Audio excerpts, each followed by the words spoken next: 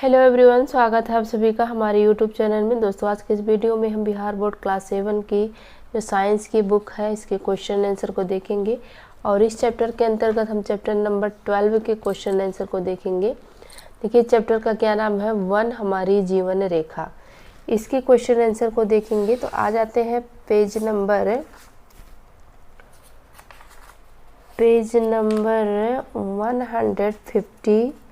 159 पर आ जाते हैं, 159 पेज नंबर पर आ जाते हैं, ये रहा। और इसके क्वेश्चन आंसर को देखते हैं तो देखिए, कह रहा कि समझाइए कि वन में रहने वाले जंतु किस प्रकार वनों की वृद्धि करने और पुनर्जनन में सहायक होते हैं। तो ये देखिए इसका आंसर है, वनों में वास करने वाले जंतु कई प्रकार से वनों के विकास और वृद्धि में सहायता करते हैं। वन्य जंतु जब मरते हैं तो सूक्ष्म जीवाणु इनके शरीर का गठन कर मृदा में पोषकों की वृद्धि करते हैं।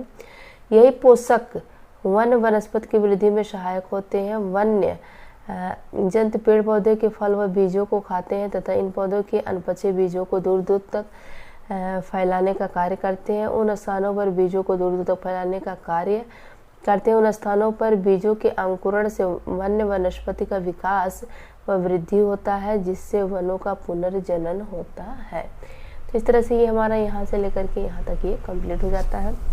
उसके बाद सेकंड का क्वेश्चन देखिए क्या कह रहा है, समझाइए कि वन बाढ़ की रोकथाम में किस प्रकार करते हैं।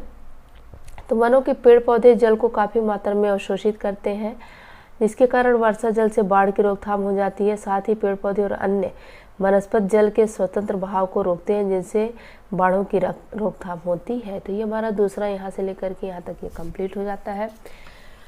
उसके बाद से तीसरा क्वेश्चन देखिए क्या कह रहा है कि आप घटक किन्हें कहते हैं, इनमें से किन्हीं दो के नाम बताइए, ये वन में क्या करते हैं।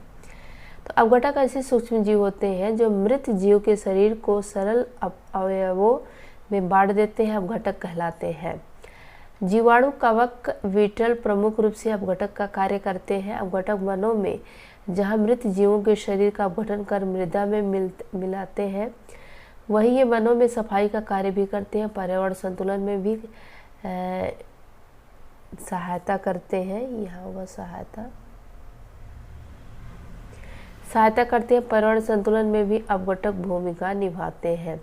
तो ये हमारा यहाँ से लेकर के यहाँ तक हमारा ये तीसरे का आंसर कंप्लीट हो जाता है। चौथा देखिए क्या कह रहा है कि वायुमंडल में ऑक्सीजन और कार्बन डाइऑक्साइड के भी संतुलन को बनाए रखने में वनों की भूमिका को समझाइए।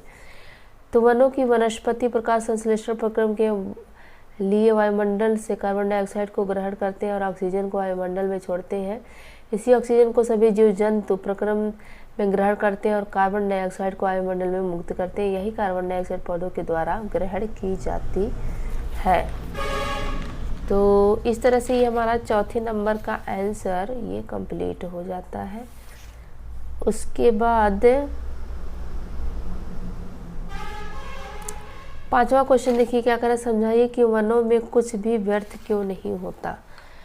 तो वनों में सभी मृत पेड़ पौधे व जीव जंतुओं के शरीर को अपघटक जीवांश में बदलकर मृदा में मिला देते हैं, जो पौधों को महत्वपूर्ण पोषक प्रदान करता है।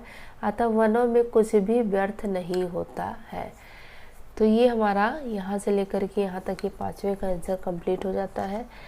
फिर छठा देखिए क्या कर रहा है, ऐसे 5 उत्पादों के नाम जिसे जो हमें वन से प्राप्त होते हैं।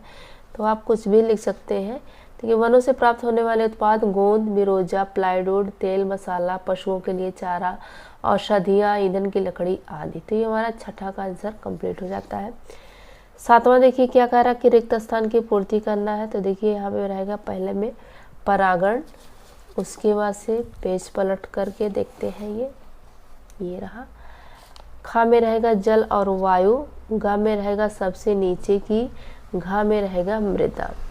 उसके बाद से देखिए आठवां क्वेश्चन क्या कह रहा है कि हमें अपने से दूर स्थित वनों से संबंधित परिस्थितियों और मुद्दों के विषय में चिंतित होने की आवश्यकता क्यों आवश्यकता है। तो आठवें का आंसर देखते हैं, ये बुक में ही है, किस पेज पर है इसको हम देखते हैं।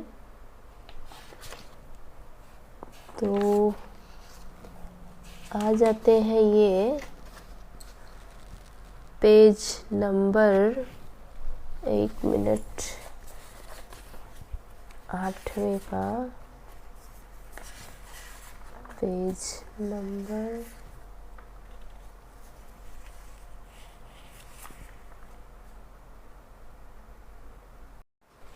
तो देखिए इसका आंसर जो है पेज नंबर 158 पर आ जाएंगे 8वें का।